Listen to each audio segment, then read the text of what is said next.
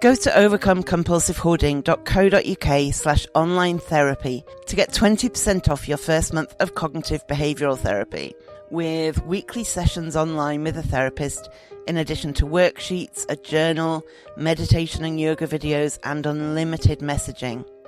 There's strong evidence that CBT can help people who hoard, and accessing therapy online can be affordable and accessible. Find out more and get your discount at overcomecompulsivehoarding.co.uk/online therapy.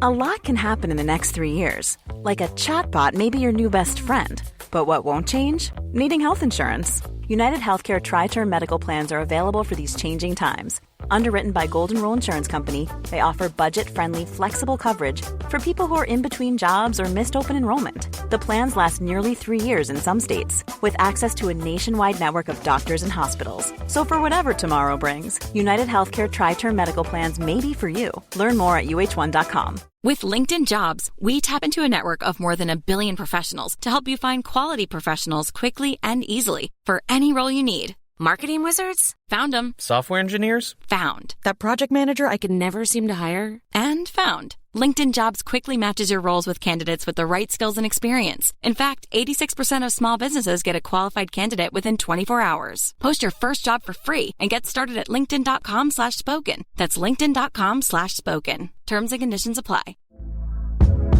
Hey there, it's Michelle Norris. I'm host of a podcast called Your Mama's Kitchen. When I travel, I'm usually looking for a way to find a taste of home when I'm not at home. And one of the things I love to do when I am at home is entertain. And Airbnb allows me to do that. When I was in California recently, I rented a house that had a great kitchen. And when we were sitting around the table, we were all thinking, we're in someone else's house. Someone could be in all of our homes as well. If you have a home, but you're not always at home, you have an Airbnb. Your home might be worth more than you think. Find out how much at airbnb.com/host.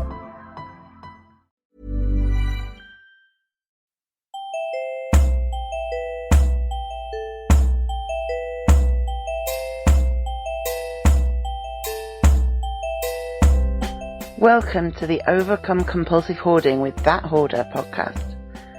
I am drowning in stuff and trying to find a way out. Listen as I explore the issues and delve deep as somebody profoundly affected by hoarding disorder.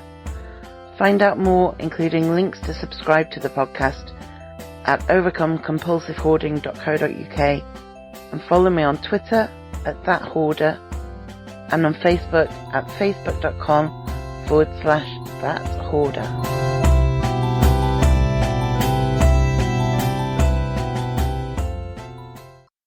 So today I'm going to talk about what to do with unwanted gifts.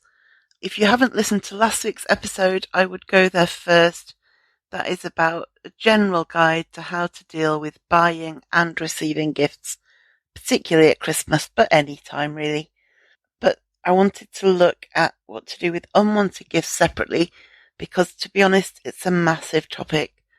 And this is not only an issue for hoarders, actually. I think a lot of people have dilemmas about unwanted gifts.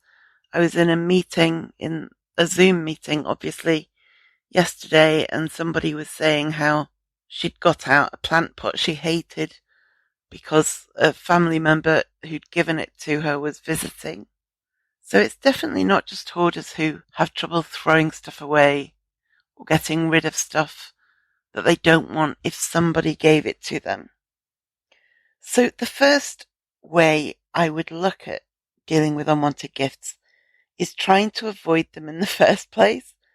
If somebody asks you in advance of Christmas or your birthday for ideas of presents, give them ideas. This helps to avoid the problem of ending up with a vase you hate and means you'll end up hopefully with something you actually want. The next option for unwanted gifts is to donate them. There are numerous benefits of this, but a big one is that it means that somebody can actually appreciate them. Somebody who does love the vase, or somebody who that jumper fits, or somebody who's interested in the book that you don't want to read. They can actually appreciate it if you let them. Let somebody love the perfume you hate, or the ornament that makes you cringe. And bear in mind that brand new stuff that's still in its packet or still got labels on tends to sell especially well. So consider it like a donation to your favourite charity. If you give them something they can sell for £10, then consider that a £10 donation from you. Another option is to re-gift them. Perhaps you know the perfect person for the item that you don't love. And if that's the case, spread the joy and let that person love the thing that you don't love. Somebody who would love to read the book that you've already read or that doesn't interest you. It serves nobody if it sits on your bookshelf or in a pile in your room when it can be enjoyed and appreciated by somebody else. If it's stuff like bath bombs and body lotion, nice soap, that kind of thing, consider donating those directly to a women's refuge or a charity that supports refugees. In both of those circumstances, people often arrive with literally nothing but the clothes on their back.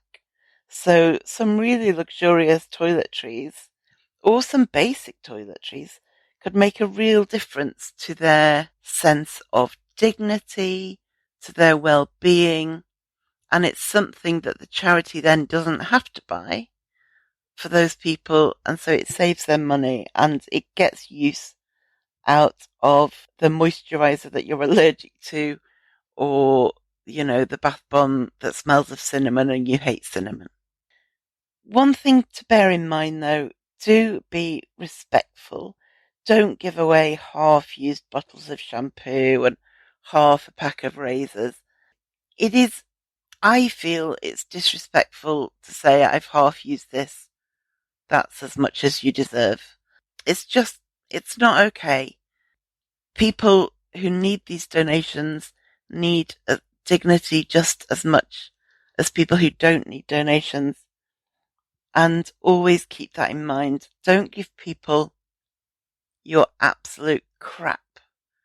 They don't want that any more than you do. But the good stuff, the new stuff, the wrapped stuff, the sealed stuff, send it on its way to somebody who needs it. You'll feel better, they'll feel better, and the gift will be put into use rather than just gather dust in your home. Now, a lot of people feel that even if they're going to get rid of a gift, they should keep it for a while to be respectful. I always had this, like somebody would give me, I don't know, a CD of a band I didn't like.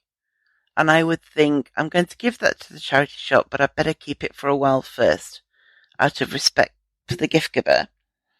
And then I one day asked myself why. It does feel more respectful somehow to keep it for a bit, but why does it?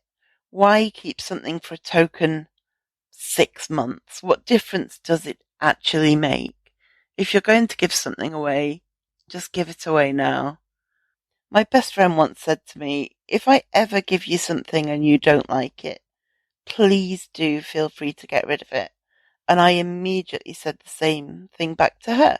I would hate the idea of her keeping hold of something she hated just because I'd bought it for her. I don't want her surroundings to be anything other than exactly what she wants. Why would I want to make her miserable? Why would I want to burden her? She wants the same for me. You don't give people things to make them miserable or stressed. And equally, they don't give you things to make you miserable or stressed either. People don't give you gifts to burden you. And if keeping hold of something will burden you, then that's the opposite of the point of a gift. Want flexibility? Take yoga. Want flexibility with your health insurance? Check out United Healthcare Insurance Plans. Underwritten by Golden Rule Insurance Company, they offer flexible, budget-friendly medical, dental, and vision coverage that may be right for you. More at uh1.com. Think of all the sleep hacks you've ever heard. You could spend years trying them all, or you could instantly transform your sleep with Bowl and Branch. They make the softest, most breathable bedding you'll ever feel. And it's all 20% off. That's their best sale of the entire season. Millions of sleepers love their buttery soft sheets, airy blankets, cloud-like duvets, and so much more. And you can try all of them for 20% off with promo code BUTTERY20. So hurry to bowlandbranch.com today. That's BOLL and branch.com. See site for details. It's not disrespectful to get something and to quietly think somebody else could get better use out of this than me and pass it on to that person. There's nothing wrong with that. And I know it feels awkward, and maybe you don't want to declare to the person who gave it you, oh my God, why did you think I would like this? It's horrific. You don't want to do that. You don't even probably want to tell them that you got rid of it. And if you re-gift it, make sure you don't re-gift it back to them. That's awkward. But as long as you're kind of quiet about it and just quietly move it on to somewhere where it will be used and appreciated and enjoyed, then there is really nothing wrong with that. Think of that woman who's escaped her violent partner and is having her first peaceful shower in 3 years, using the shower gel that just doesn't suit your skin. That's a far better use of the gift than putting it on your bathroom shelf for 2 years until it's been there so long you barely even see it. That's the waste. I know this is tricky territory. I do. But start to challenge the thoughts that you have about whether or not you can get rid of something because somebody gave it you. Because once you start to question those automatic thoughts that say, no, I've got to keep it out of respect, once you start to say, but why? And then answer that and then say, but why? And then answer that and then say, but why? You start to see that it's pretty flimsy reasoning, and there's often more in favour of donating, regifting, or even, let's face it, if it's absolute rubbish, just throwing it away. It doesn't mean you love the gift giver any less. It doesn't mean they love you any less. It just means that that thing wasn't for you, and your friend or your family member doesn't want to burden you with even more crap than you've already got. In just 1 second, I'll give you my top tip of the week. In the meantime, please do subscribe to the podcast, review it, 5 stars would be amazing, and share it with your friends or anyone who might be interested or who might benefit from it. It all really helps. To find out more ways to support the website, the podcast, and my overall de-hoarding project, go to overcomecompulsivehoarding.co.uk/support. Now, back to your top tip.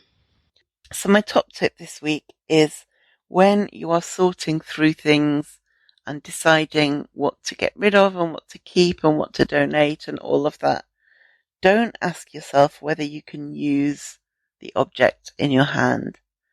Ask yourself instead whether you really will use the object in your hand.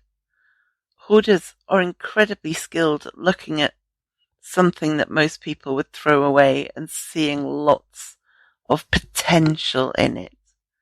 We look at something and think, oh, I could turn that into this, or that could serve as this.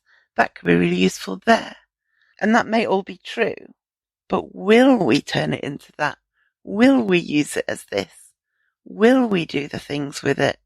Chances are no, we won't, because there are so many things with potential and we just don't get round to it. So instead of saying, oh, I better keep this because it could be useful for this, Instead think, will I really use this? Realistically, honestly, will I definitely use this? Okay, thank you for listening, and I will speak to you next week. Thank you for listening to the Overcome Compulsive Hoarding podcast. You can find more online at overcomecompulsivehoarding.co.uk. You can find me on Twitter at @thathoarder and on Facebook at Overcome Compulsive Hoarding with That Hoarder. To find out more about how you can support this podcast and the overall project, go to overcomecompulsivehoarding.co.uk/support and do subscribe to this podcast so you make sure you don't miss any future episodes.